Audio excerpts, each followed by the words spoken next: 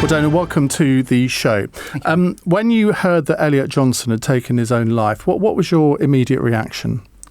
I was abroad when I got a message from my colleague at Conservative Way Forward, Paul Abbott, and utter disbelief and horror. My thought was of Elliot's family and how on earth a situation like this had happened, that someone could feel so desperate that they felt they had no alternative but to end their life. I've lost friends before to suicide, and it is an absolutely tragic waste of a young life. And in these circumstances, we all search for an explanation. What were your immediate thoughts about the possible reasons for that? I was obviously conscious that Elliot had an altercation with Mark Clark in a pub a month before he died. But I'd seen a lot of Elliot in the last couple of months of his life because he was obviously working at Conservative Way Forward. And when I last saw him, which was 2 weeks before he died, he seemed actually okay. He had an interview that was lined up, I think, at Guido Fawkes, and he and I had a discussion about other avenues that we'd pursue in the media to try and help get him a new role. So, it was absolutely astonishing when I heard the news. Ray Johnson, Elliot's father, has accused in the media of YBF of being a cult. Why do you think he thinks that? Well, you have to ask Ray why he thinks that. I suppose my only reaction is to say what Elliot says about the Young Britons Foundation. He loved his time at the Young Britons Foundation. He made great friends at our conferences, and Elliot was so looking forward to our conference this weekend that he literally bought the first ticket when it was put on sale on the 6th of July. He was that keen. Just tell us, because most of our listeners won't be familiar with the Young Britons Foundation, why did you found it, and what's it there to achieve? The Young Britons Foundation is a non-partisan, not-for-profit organisation that identifies, trains, mentors and helps to place young Conservatives in public life. It's a vehicle through which young people can get together and learn useful life skills like public speaking, fundraising, how to appear on the media, but also get an opportunity to debate policy with each other. So if you're interested in politics and you're on the centre-right, it's the kind of organisation that you would want to become involved in. So, some people have said there's an element of indoctrination about it, which I guess is where Ray Johnson gets his sort of cult idea from.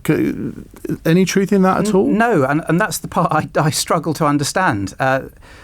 There was this line that's been used, and the Guardian have used this madrasa line for years. That was a jokey comment that I think David Davis came up with on one occasion.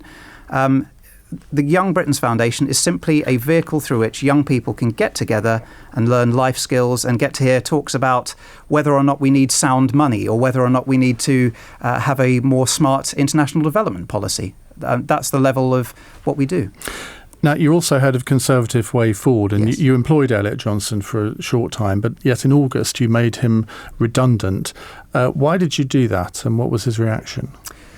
So Elliot joined us at the end of June, I think, as political editor, which was basically running the website.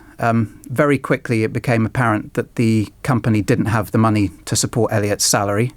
And also at the same time, we appointed an organising committee of 12 volunteers who are obviously prepared to work for free.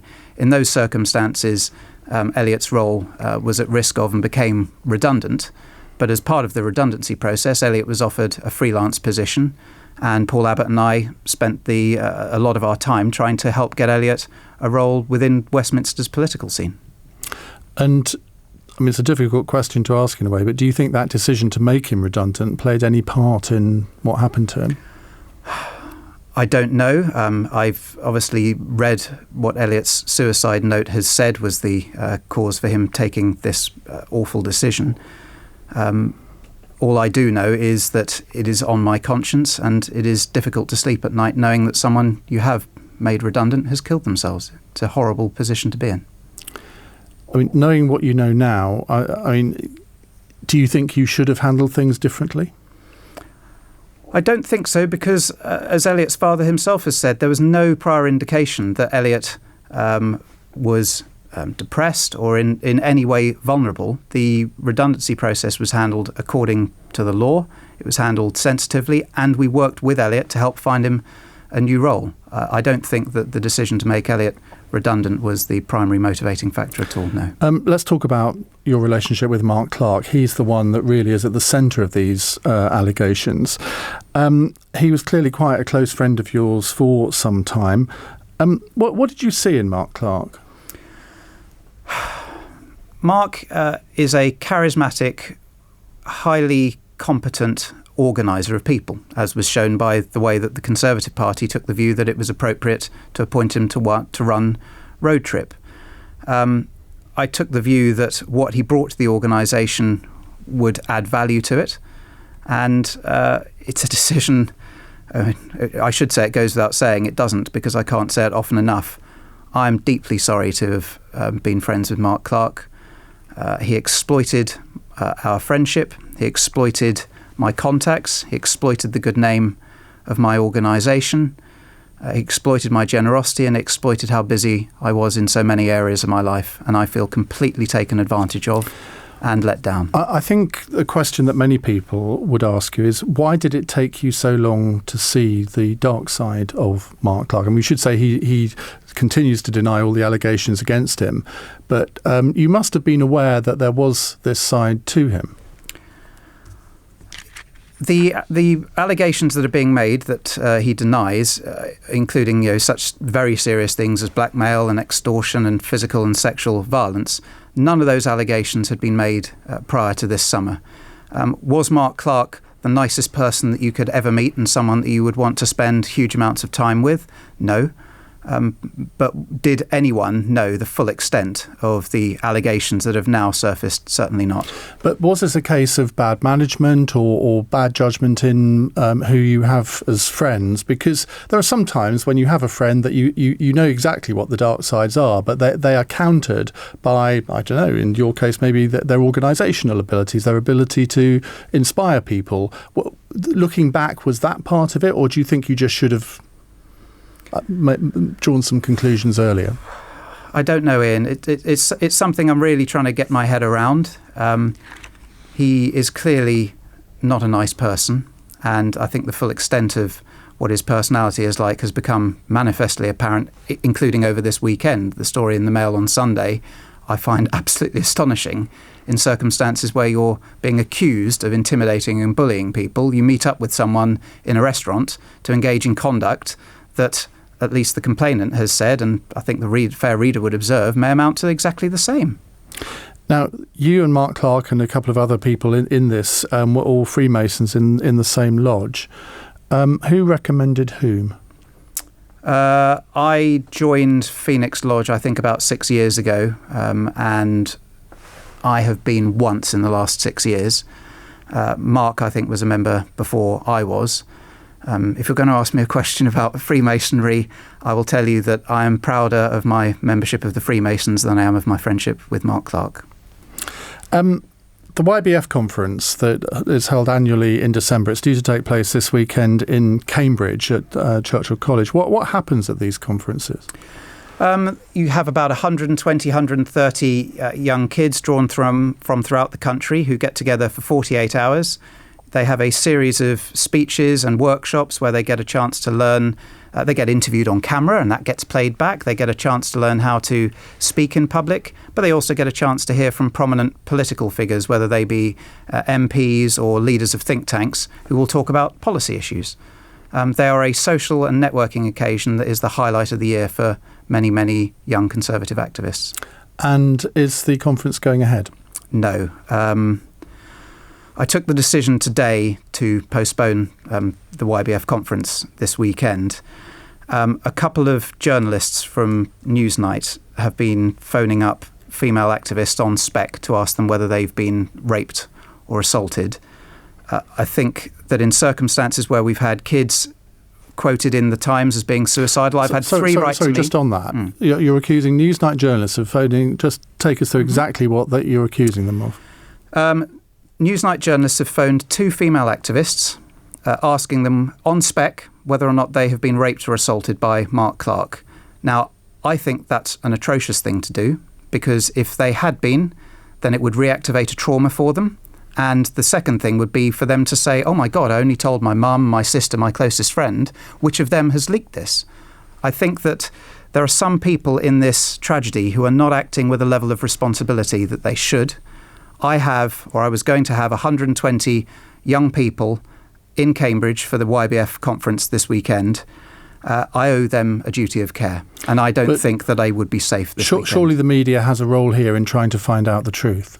Absolutely, but there's a way of finding out the truth from young, vulnerable people who didn't ask to be part of this tragedy, where some of them are victims or alleged victims of Mark Clark, where I don't think people are behaving as responsibly as they could. I mean, you'll understand that I have to say you've made those allegations. We haven't got anyone from Newsnight on the programme to counter them.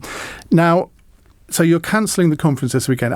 Aren't you really cancelling it, frankly, because all of the major politicians have already said that they're not going to come and speak? No, I'm postponing the conference, and I still have 35 speakers who are coming, including a large number of members of Parliament. But I took the view that the kids who are going would not enjoy it. They would not feel safe. And I don't think that when I owe them a duty of care, it would be appropriate to continue with the conference. So which cabinet ministers were going to be at the conference?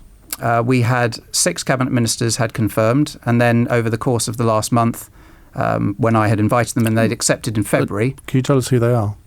Who had accepted? Yeah. That's been in the papers. Sajid Javid is on a ministerial visit now to India. Michael Gove, for example, is chairing a meeting at the Ministry of Justice. And then the other ones, Chris Grayling, obviously has business in the House of Commons. I'm disappointed they're not coming, but that's absolutely standard. I have speakers drop out. I have speakers come in at the last minute. Grant Shapps has fallen on his sword over this, but many are putting the blame at Lord Feldman's door. You encouraged Elliot Johnson and others to make complaints to the Conservative Party. Are you concerned at how Lord Feldman has handled these complaints? This, at its heart, is a Conservative Party issue and a Conservative Party problem. I think the way that the investigation has been handled by the Conservative Party has been shambolic. At the end of the day, if it wasn't for Paul Abbott and myself encouraging people to make these complaints, Mark Clark would still be running Road Trip 2020 and he'd have been at Chequers enjoying cocktails with the Prime Minister.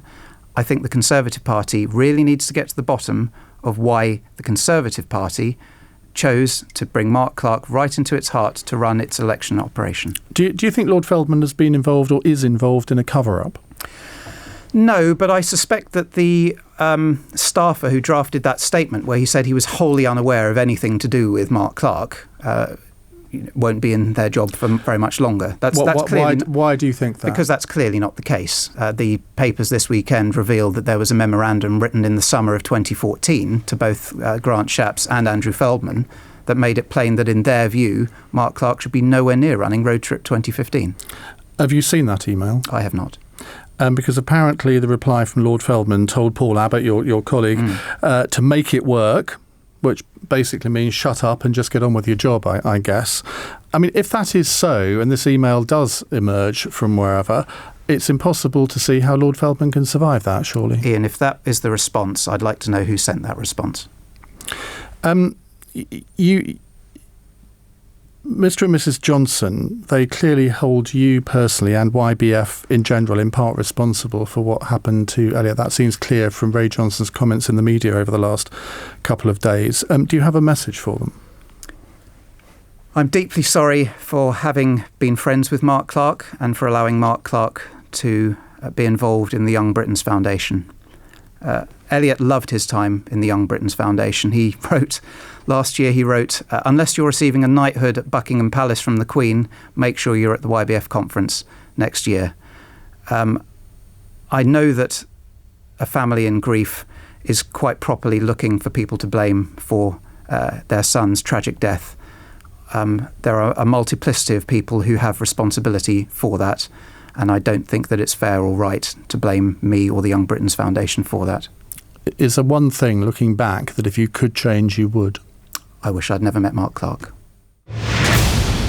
First of all, I think we need to do something more to constrict Daesh, ISIL, whatever you want to call them, in that area.